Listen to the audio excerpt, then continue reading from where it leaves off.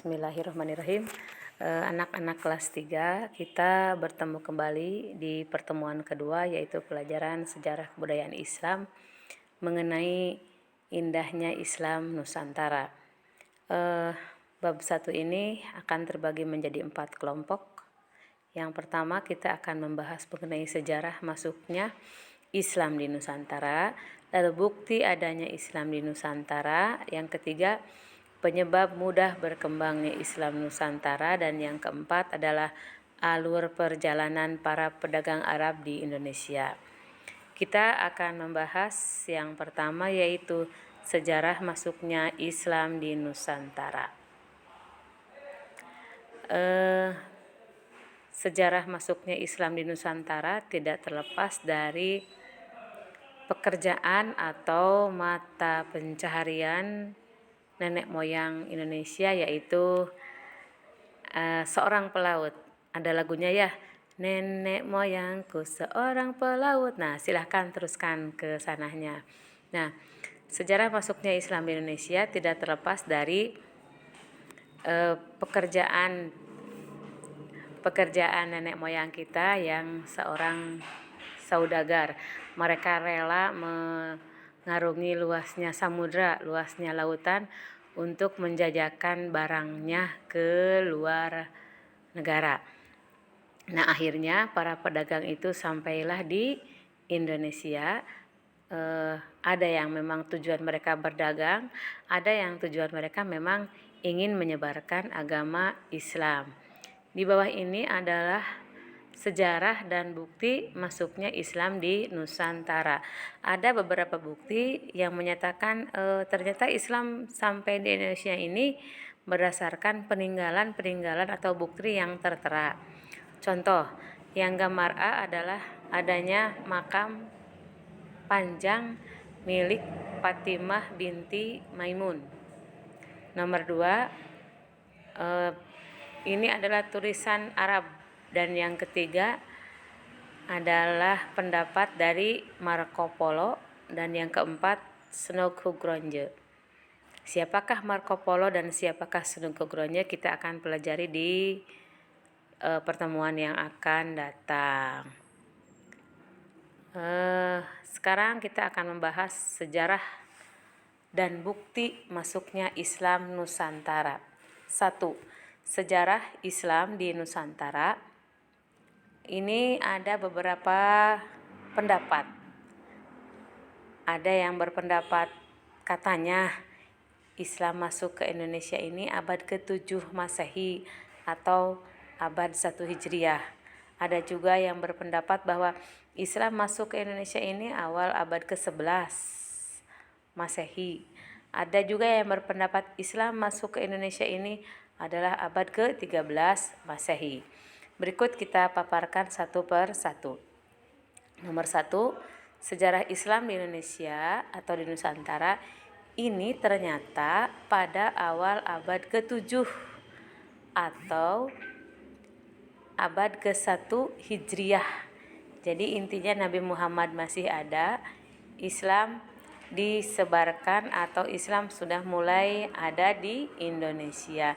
Berdasarkan di sini bukti-bukti adanya sentuhan orang Islam dengan penduduk pribumi, dan sudah berkembangnya adanya komunitas masyarakat Islam, lalu sudah berdirinya kerajaan Islam di Indonesia. Selain itu juga ada beberapa pendapat atau penemuan arkeolog ya, berupa tulisan dan sumber dari barat serta dari timur. Sedangkan yang berpendapat abad ke-1 ini buktinya adalah abad ke-1 Hijriah atau ke-7 Masehi. Buktinya adalah 1, seminar masuknya Islam di Indonesia, ini di Aceh tahun 1963. Ini menyatakan bahwa berdasarkan perjalanan Al-Mas'udi yang menyatakan bahwa tahun 675 Masehi terdapat utusan dari Raja Arab yang berkunjung ke Kalingga. Kalingga ini kekuasaan agama Buddha ya. Dan pada tahun 648 diterangkan bahwa telah adanya koloni orang-orang Arab Muslim di pantai timur Sumatera, dan ini menyatakan bahwa abad ke-1 Hijriah atau ke-7 Masehi Islam sudah sampai ke Indonesia. 2. Menurut Harry W. Hazard di sini bahwa abad ke-7 di Indonesia telah sampai agama Islam yang dilakukan oleh para pedagang Muslim yang mereka singgah di Sumatera dalam perjalanannya ke Cina. Lalu pendapat nomor ketiga, menurut Profesor Sayyid Naqib Al-Atos, ini orangnya masih ada ya, beliau tinggal di Malaysia. Di dalamnya mengungkapkan bahwa kaum muslimin sudah ada di Kepulauan Malaya, Indonesia tahun 672 Masehi. Dan pendapat yang nomor 4 adalah menurut Profesor Sayyid Qadarullah Fatimi mengungkapkan bahwa tahun 674 kaum muslimin Arab telah masuk ke Malaya. Dengan demikian, maka kalau orang-orang sudah diterima baik oleh orang-orang Malaya, maka di Malaya pun telah pasti ada orang yang telah masuk agama Islam.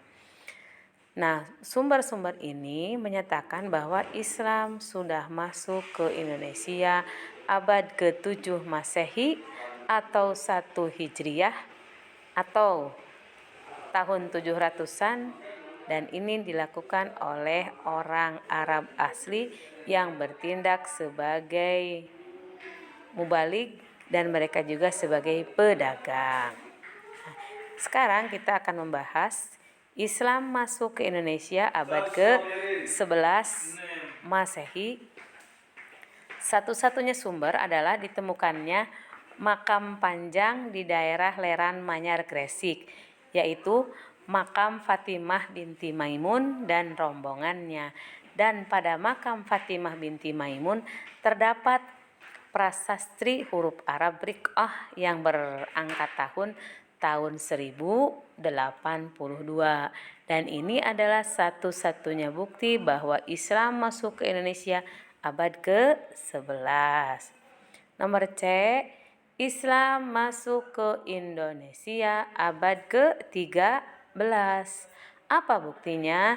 Buktinya adalah adanya catatan perjalanan yang ditulis oleh Marco Polo, menyatakan bahwa ia menjumpai adanya kerajaan Islam Perlej atau kemungkinan sekarang Perlak di Aceh tahun 1292 Masehi.